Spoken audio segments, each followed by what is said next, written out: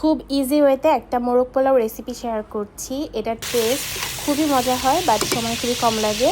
ফার্স্টে এখানে আমি চিকেনটাকে একটু লবণ দিয়ে শুধুমাত্র সাদা সাদা করে একটু ভেজে নিয়েছি, খুব বেশি ভাজতে যাবেন না।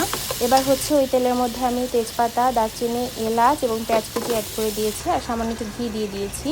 এবার পেঁয়াজটাকে একটু হালকা লাল করে ভেজে এখানে আমি আদা বাটা, রসুন বাটা, কাঁচামরিচ বাটা আর লবণ সব কিছু অ্যাড করে মশলাটাকে কষিয়ে নিয়েছি। এই কষানো মশলা আগে থেকে ভেজে রাখা সেই চিকেনটা অ্যাড করে দিব। এবার চিকেনটাকে একটু ভালো করে কষিয়ে নিব। এখন আগে থেকে ফেটিয়ে রাখা একটু টক দই, একটু টমেটো সস আর হচ্ছে বাদাম বাটা অ্যাড করে দিব। এগুলো দিয়েও আবার একটু কষিয়ে দেন আমি এখানে হচ্ছে গুঁড়া দুধকে গরম পানিতে গুলিয়ে অ্যাড করেছিলাম, সেটা আমি অ্যাড করতে ভুলে গেছি। এবার হচ্ছে শেষের দিকে আমি একটু সামান্য পরিমাণে চিনি আর কালি করা কাঁচামরিচ দিয়ে এটাকে আর একটু মাখা মাখা করে দেন হচ্ছে এটাকে উঠিয়ে রাখবো। চিকেন রান্না করা ডান। এবার এই তেলের মধ্যে আমি হচ্ছে আগে থেকে ধুয়ে রাখা পোলার চাল সেটা অ্যাড করে দিচ্ছি। এবার এই পোলার চালটাকে লবণ দিয়ে আমি খুব ভালো করে ভেজে নিব আর সাথে একটু ঘিও অ্যাড করে দিয়েছি, এটাতে ফ্লেভার খুবই ভালো আসে। এই তো এবার হচ্ছে এটাকে একটু ভেজে দেন গরম করা পানি অ্যাড করে দিলাম আর হচ্ছে সামান্য পরিমাণে দুধ আর বাদামটা অ্যাড করে দিয়েছি।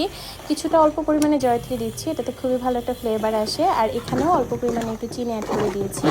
এরপর যে এখানে আপনারা আস্ত কাঁচামরিচও দিয়ে দিতে পারেন। আমি যেহেতু চিকেনের মধ্যে অনেকগুলো কাঁচামরিচ দিয়েছি তাই এক্সট্রা করে এখানে আর দিচ্ছি না, কারণ এটা আমার বেবিও খাবে।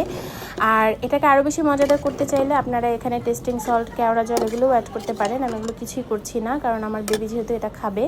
সো এই তো এবার হচ্ছে আমি পোলাওটাকে মাঝখান থেকে একটু ফাঁকা করে আগে থেকে কুক করে রাখা সেই চিকেনটা অ্যাড করে দিয়েছি আর সেটাকে আবার একটু পোলাও দিয়ে ঢেকে উপর থেকে একটু ঘি দিয়ে এভাবে একটু কয়েক মিনিটের জন্য আমি ঢেকে চুলায় ভাপে রেখে দিয়েছি।